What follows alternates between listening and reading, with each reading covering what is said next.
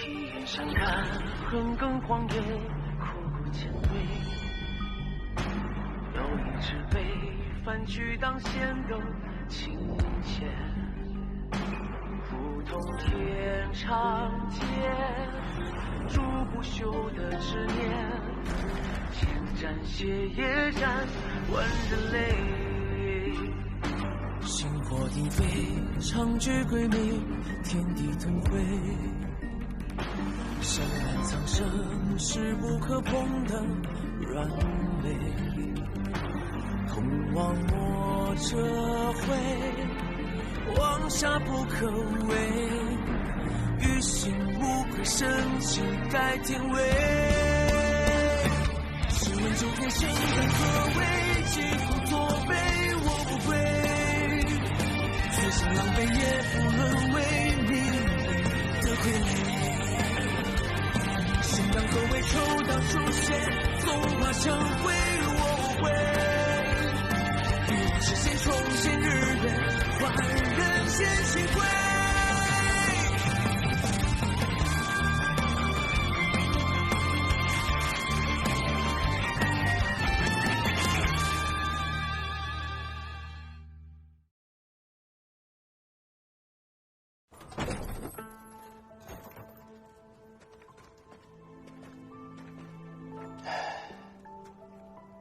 陆怀啊，后日便要行刑了。你的案子虽然是大理寺亲审，已是板上钉钉了，可按照规矩，我还是要问一句：陆大人，你可有冤要伸，有案要翻？没有。我想着，不如找个死囚成亲，化解身上的煞气。我也出些银子补偿一下对方的家人，但可惜，他没有家人，连亲戚朋友都没有。其实这位陆大人原来还算不错，虽然被懒了些，但是为官公正，来咱们魏县5、6年了，没听说他欺压哪个百姓。这次不知道怎么就迷了心了，犯下这滔天大错。我去了他家，他那宅子很空，也很朴素。我想不明白，他没了家人，贪那么多钱有什么用？那谁知道啊？所以我总觉得他不像那样的人。你别多想了，你早已跨入仙门，不应该沾染这些世俗之事。你跟他只是几天的缘分，没必要了解太多，免得徒增烦恼。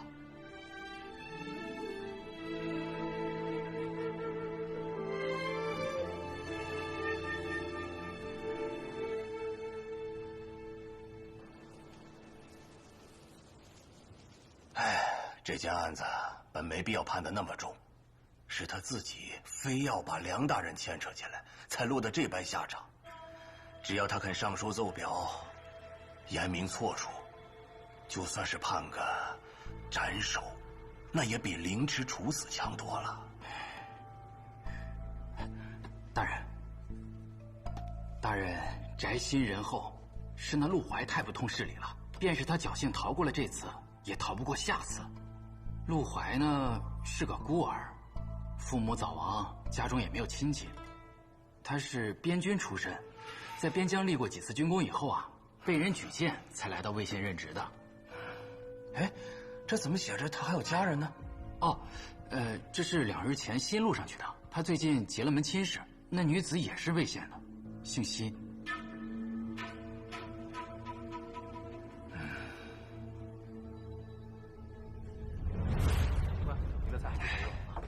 听说了吗？那陆怀要被斩了。这陆怀啊，就是自作自受，凭借着那点军功混了个官职，也不懂得感恩，反倒是与奸商勾结，哄抬良价，害死了多少百姓啊！财帛动人心，他能做出这种事情，指不定收了多大的好处呢。好在梁大人英明决断，判了他凌迟之刑，真是大快人心，大快人心呐！是啊。小二，结账。诸位都是饱读诗书的学子，遇事不去深究缘由，只知道人云亦云，费心费声，却还敢坐在这儿大言不惭的侃侃而谈，倒真可笑。你说谁呢？自然是你们，几个不通法理、不明是非、不辨咸鱼的东西。哼，你是何人？我等在这里闲聊轻谈，与你何干？话说的不对，我听不惯。听不惯？莫非你也是那贪官的拥趸？主子要死了，你害怕不成？贪官？且看你等这般胸无点墨、拈酸吃醋的酒囊饭袋，都能从那场水患中活下来，便可知他还是贪得不够。哼！你，哎，别管，客官，公允结账。好。慢走啊。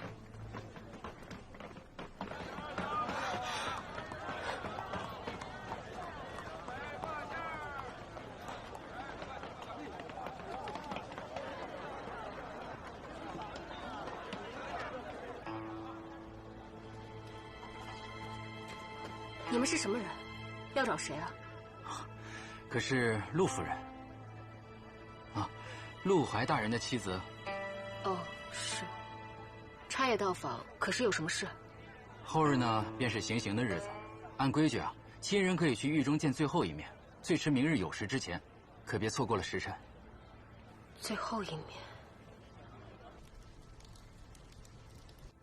不是说要走了吗？是要走了。师门交代的事还没办完，不能再拖了。啊，花我找到了。我去的时候还碰见了2个小乞丐，可能是看着宅子空着就住进去了。要不要我处理一下？不用了，反正宅子也是租的，时间到了，东家自会收回去。这是什么花呀？藏心兰。藏心兰，没听说过。哦，对了。我听说你是边西人士，就打听了一些你那边的习俗，说是人要穿着新衣入土才能顺遂上路，不堕牲畜门道，来世才能够体面做人。我不知道你喜欢什么颜色和样式，就按照我的喜好给你做了一套。多谢你了。要不要试试啊？不用了，最后不过是白骨一堆，裹上就好。开饭了。唉，这是上路饭，吃饱好上路。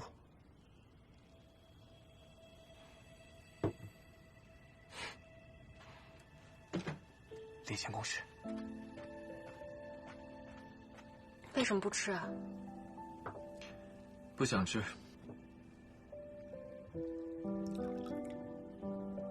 陆大人，你的案子真的没有冤情吗？人心所向，何来冤屈啊？总觉得你不像是个坏人。大理寺钦定罪状，判我凌迟执行。言官联名上书，参我的折子加起来足有100余册，外面的百姓也都骂我是贪财奸佞之人。这些你都听到了，为什么还觉得我不像是个坏人？众口铄金，积毁销骨。我们虽然接触不多，但我觉得你跟外面说的并不相同。如果你真是个贪财怕势之人，为什么不来求我帮忙？毕竟在世俗眼中，我也是个修行者。你不想活吗？知人知面不知心，你才认识我几天啊？又了解我多少？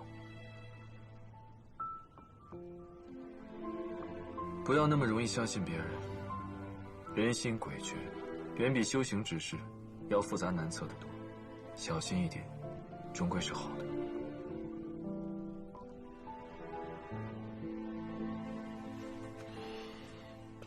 时候不早了，你该走了。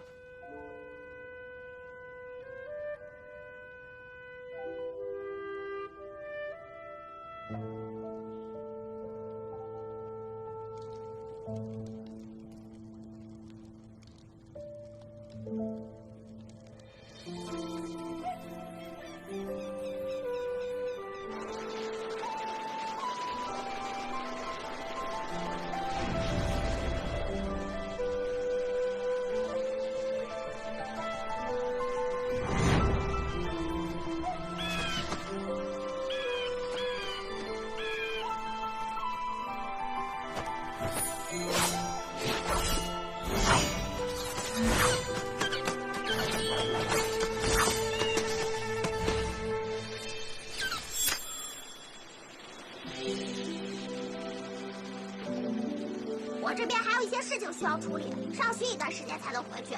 另外，阿胜最是乖巧听话，你若不惹他，他不会找你麻烦的。你们2人在家好好相处，等我回去。我这边还有一些事情需要处理，上学一段时间才能回去。另外，阿胜最是乖巧听话，你若不惹他，他不会找你麻烦的。月出好戏，教人留心。树有手心，教人留心。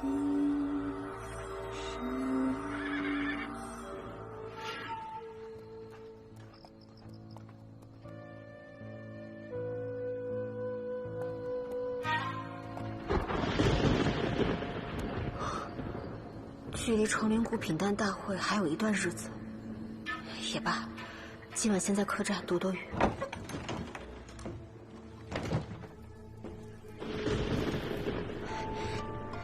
醒醒，快醒醒！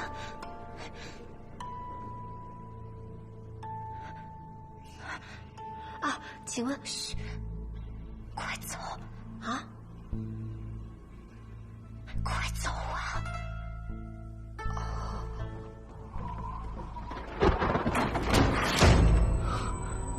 外面马上就要下雨了，客官这是要去哪儿？可是这小店破败，入不了客官的眼。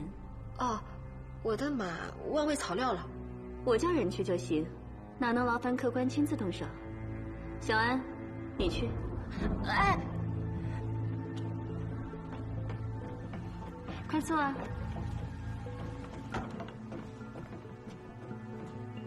哎，你的手好凉啊，让我来取杯热酒为你暖暖身子。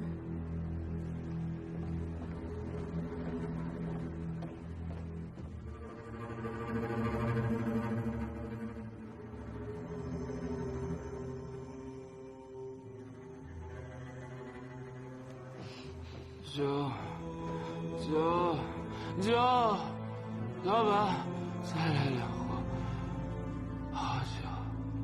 是他。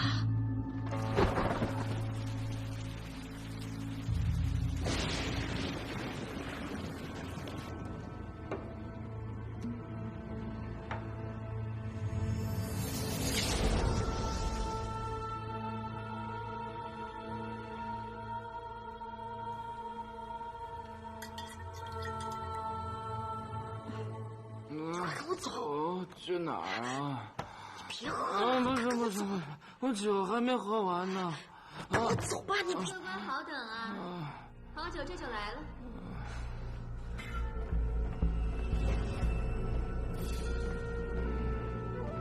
客官久等了。请慢用。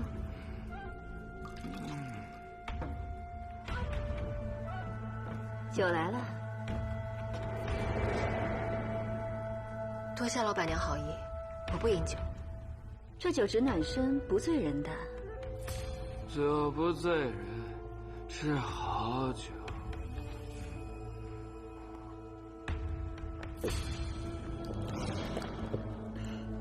你听，快喝2口。真不用。来嘛。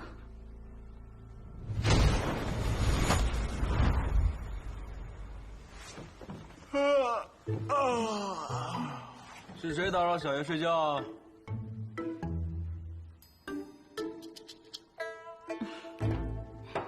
官爷若要留宿，2楼有软床暖榻；若要赶路，本店有蓑衣和伞相送。但是您不打一声招呼就睡在这房梁上，怕不是君子所为吧？小爷是官差，不是君子，不爱睡床，更不爱冒雨出门，只想饮一口热酒。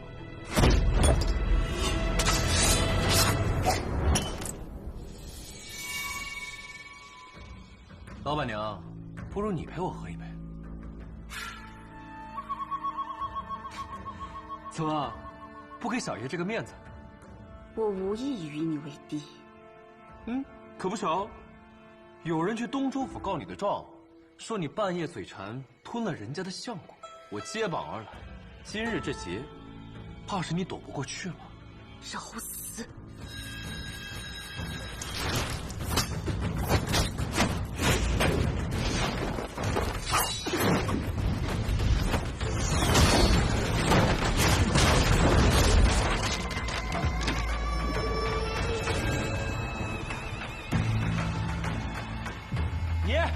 把那酒鬼带走！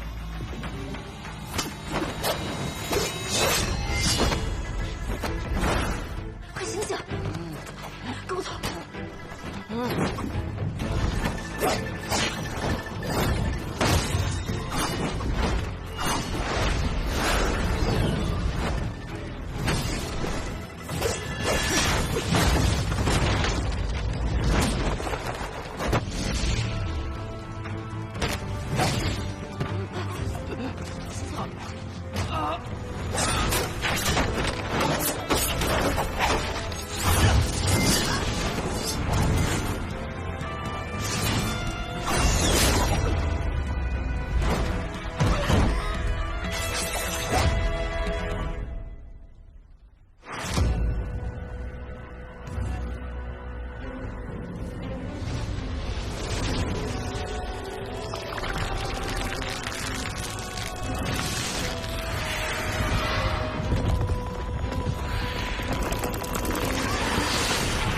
还以为是蛇蝎，原来是个红头蜈蚣。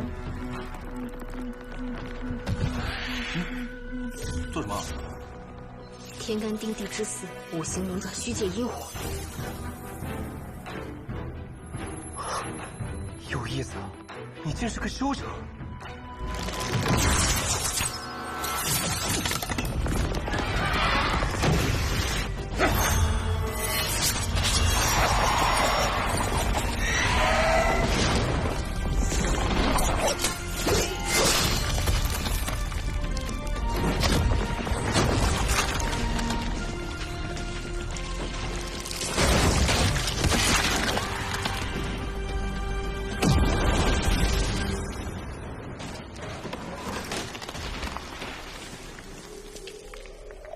竟然是幻术！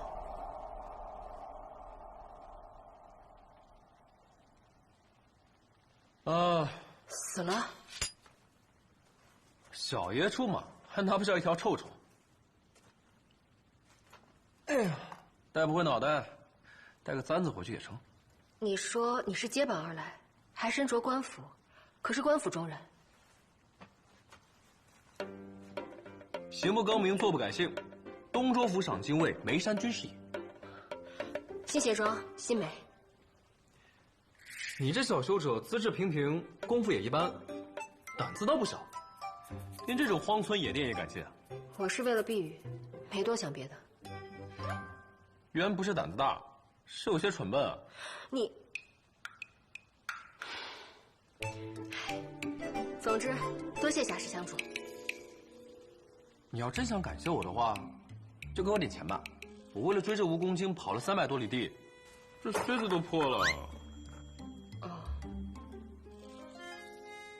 你没钱吗？下山时我师父给了些，但现在已经花的差不多了。老板娘喂好吗？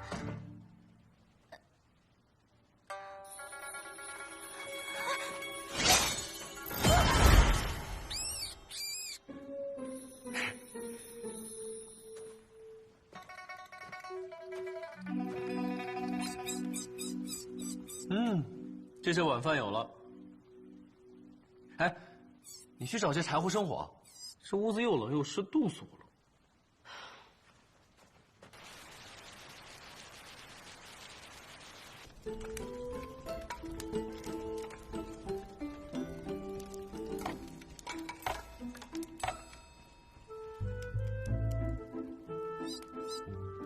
这小兔妖没害过人。你怎么知道？他吓得一直都在抖。去吧。喂！你怎么把它放跑了？不管是人是妖，都分善恶好坏。这小兔子没做过坏事，你就不能害它。得，白忙活一场。喂，学者，你会补靴子吗？不会。什么都不会，还敢一个人出门啊？你也是修者吗？你没听过我的名号？江湖高手榜排行第2，人称袖剑眉山。我是人族，不是修者。那你很厉害啊，以凡人之身就能斩妖除邪。那当然了，我是要以武入圣的。等以后我的神剑出鞘，管他什么妖魔鬼怪、仙门修者，通通不是我的对手。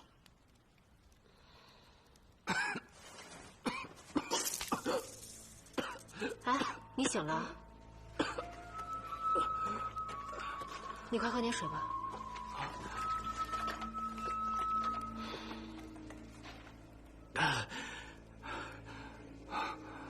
多谢姑娘。小生适才醉酒，喝得昏天黑地，如今腹中胀气，难受得很。喂，书生，你有钱吗？钱？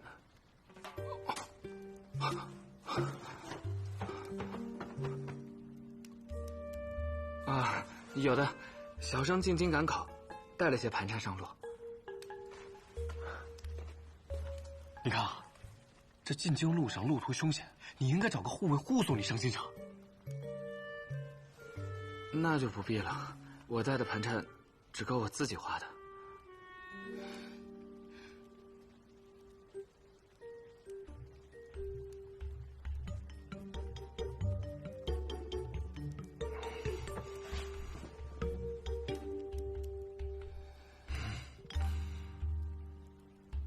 我要睡了，你们自便吧。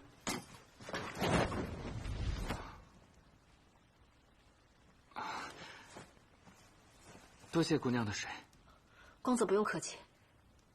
其实今日并非我与公子初见，那日在荷叶楼我们就有过一面之缘。竟有如此缘分？不瞒公子，其实我有一事想问。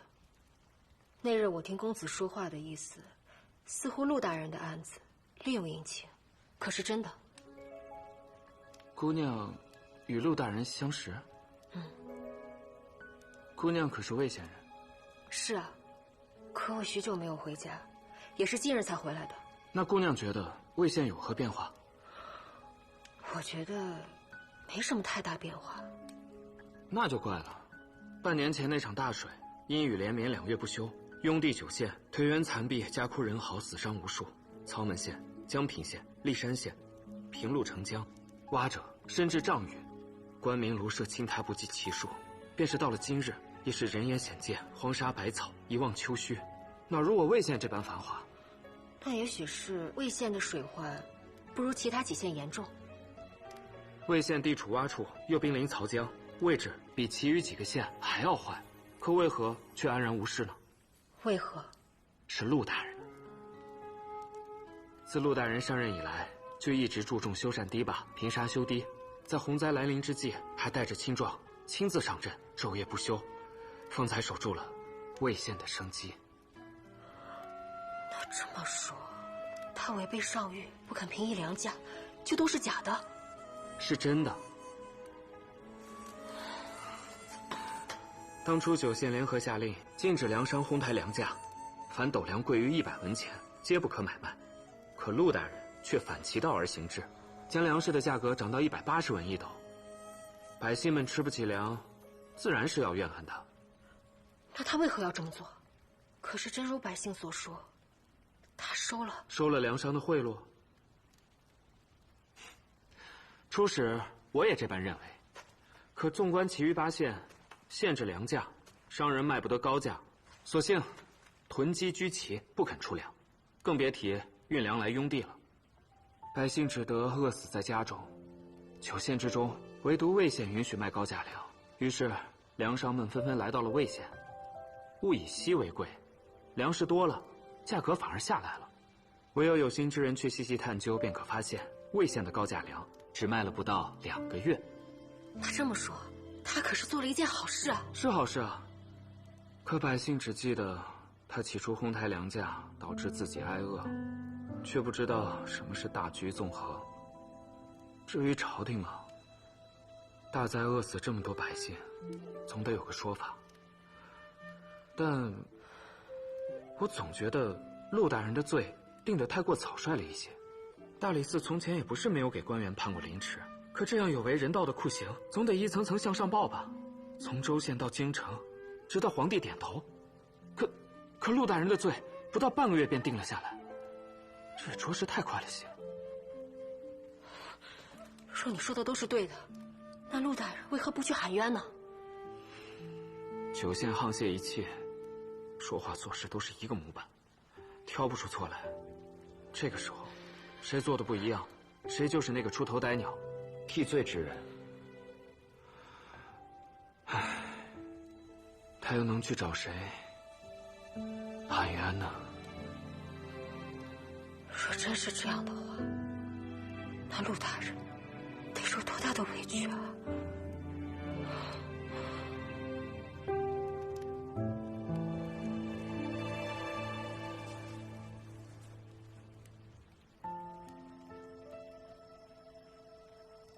陆大人，你的案子真的没有冤情吗？缘心所向，何来冤屈啊？不要那么容易相信别人，人心诡谲，远比修行之事要复杂难测得多。小心一点，终归是好的。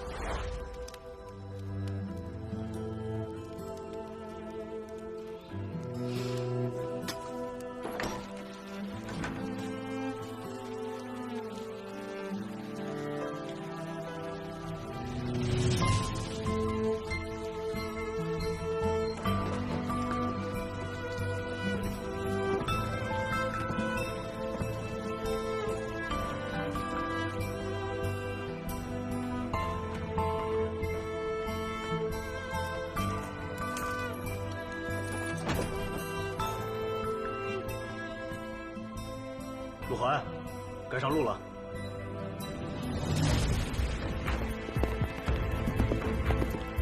驾！驾！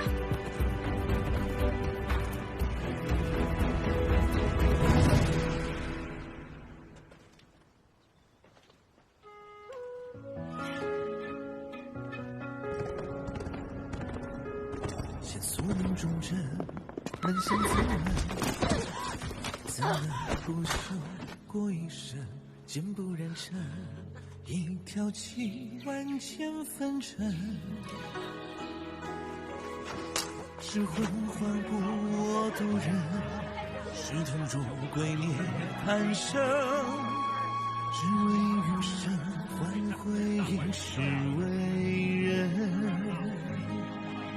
让我烈酒一樽醉三更，让我有缤纷灵魂，让金钱道的疼痛来为我活着作证，让我尝尽血肉的人生，让我有无畏红尘，让世间冷暖容我同存我53颗一刀，敢梦不白醒醒！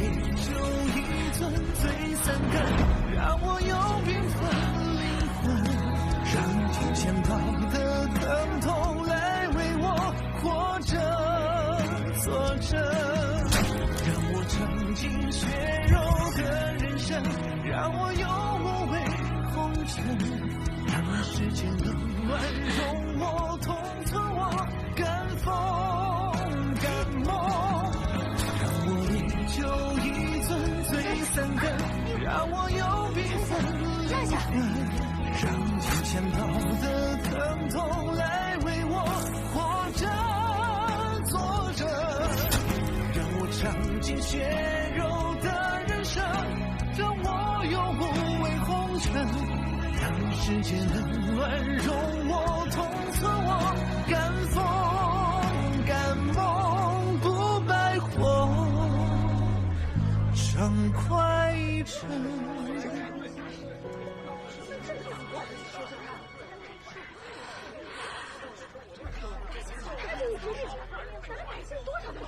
死了多少人啊？真是个铁骨汉子，行刑这么久，硬是一声没吭。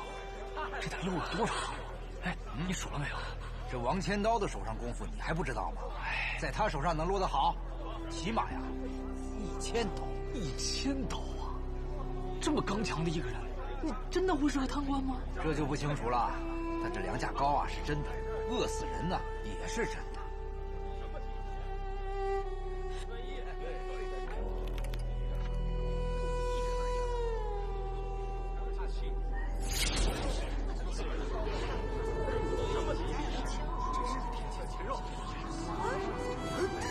这时候下雪啊！这时候下雪必定会下雨啊！这时候不应该下雪，怎么回事啊？是啊，此时下雪必有大冤呐！对呀，这么大，雪还那么大，这肯定是有天大的冤屈，不会是有什么就是是啊，早就觉得有毛病，太清楚了。对呀，天都看不下去啊！是啊，就是下雪了，这事怎么是这样？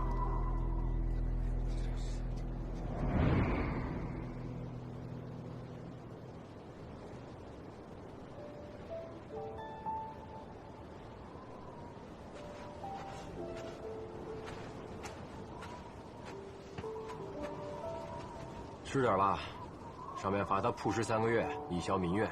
这夜且有的熬呢。你说这陆大人是不是被冤死的？供词画押句子，白纸黑字的，冤不了。可此时下雪了，连天都替他喊冤啊！哎，你说这陆大人是不是真的被冤枉了？慎言，这是宋大人亲自查的案子，大理寺定下的刑罚，是对是错，自然有上面人考虑。咱们只管闷头执行。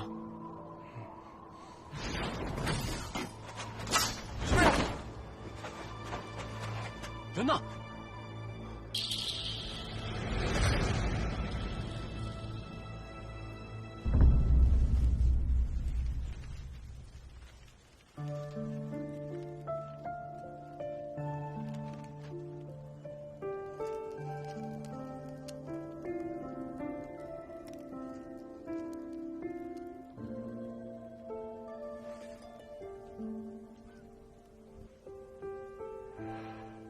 师父说，我仙门中人，想要大道有成，就要心性坚定，不染凡尘，不沾因果。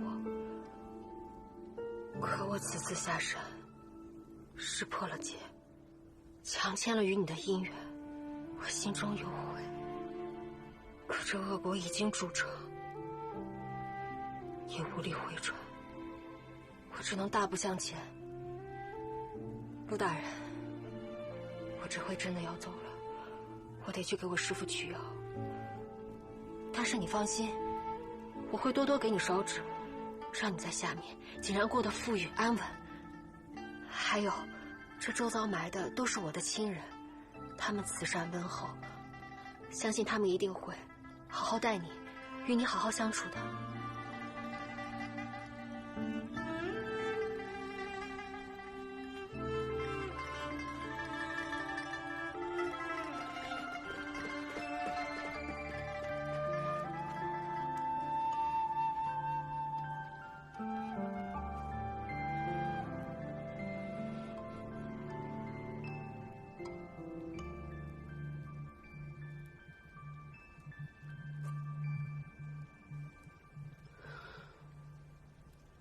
啊，保重啊，保重啊！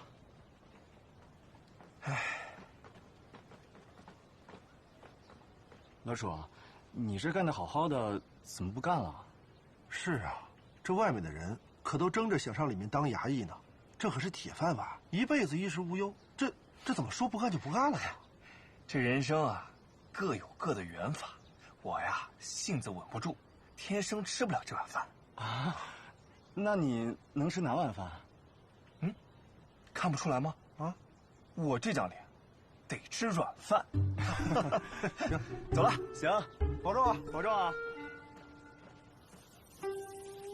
出来啊！出来啊！别走了！别走啊！别走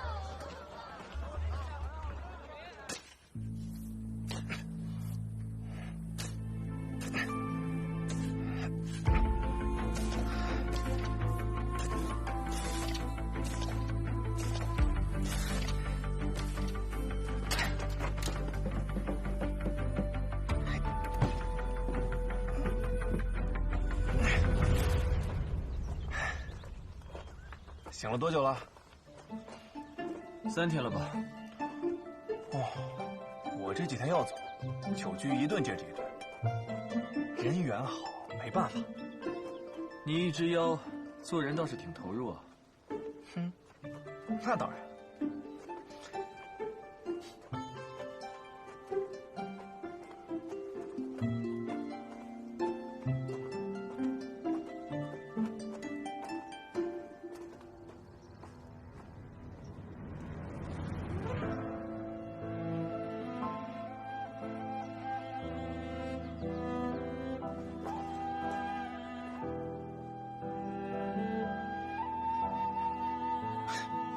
快走了。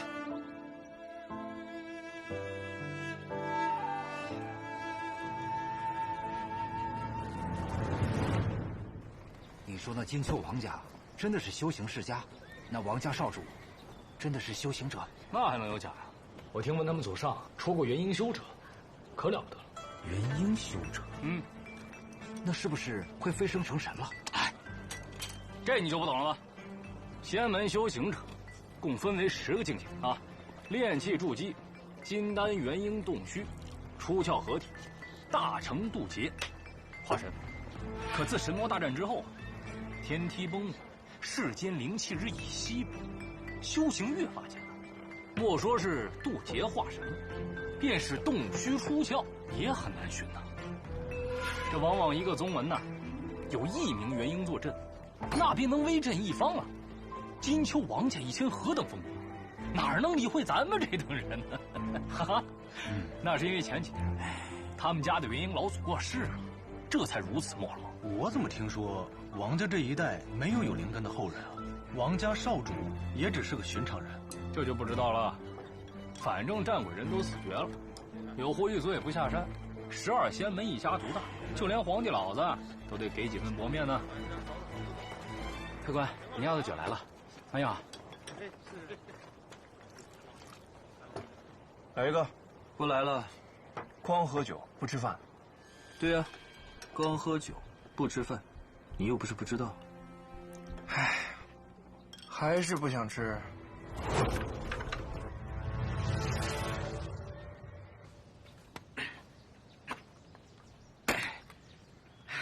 老胡，歇会儿再干，过来喝口水。好。路不好走，小心点啊！这路不平啊，就得铲，不然摔坏了牙齿啊，没人管。我有媳妇儿管。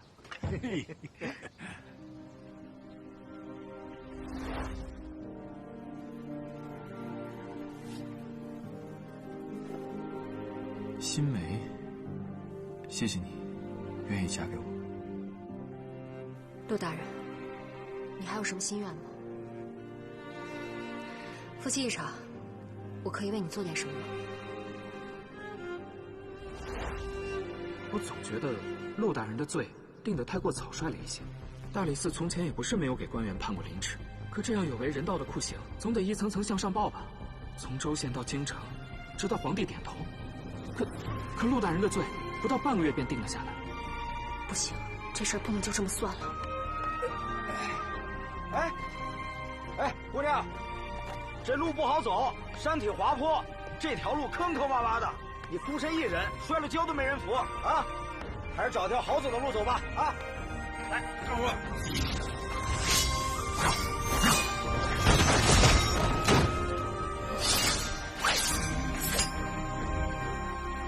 两位，打听一下，京城怎么走？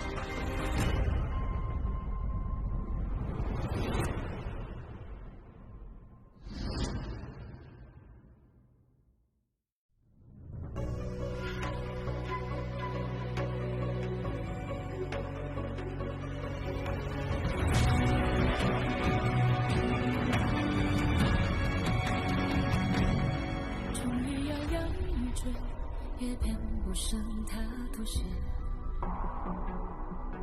与其却连风月，不如决然于苍生进退。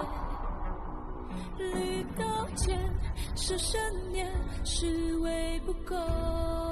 身边，修危险，化飞烟，也要看这世人沉寂的天亮一片，不怕迷雾遮掩，正义会太平眼。你听怒浪滔天，多少哀怨得以平息，多少人不依不偏，指天文渊，不让我做红尘落脚的线，凌这一边，这周边对错之线，天下为先，再有拿下权贵罪我今天，几日幻灭，也要超入时间找一个正确。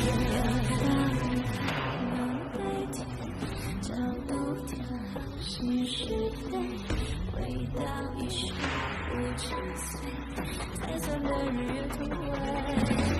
指天文渊，不让我做红尘落脚的线，对错是非，你家也别在中间这天天下为先，再让在下权贵随我今天，几日幻灭，也要超入时间。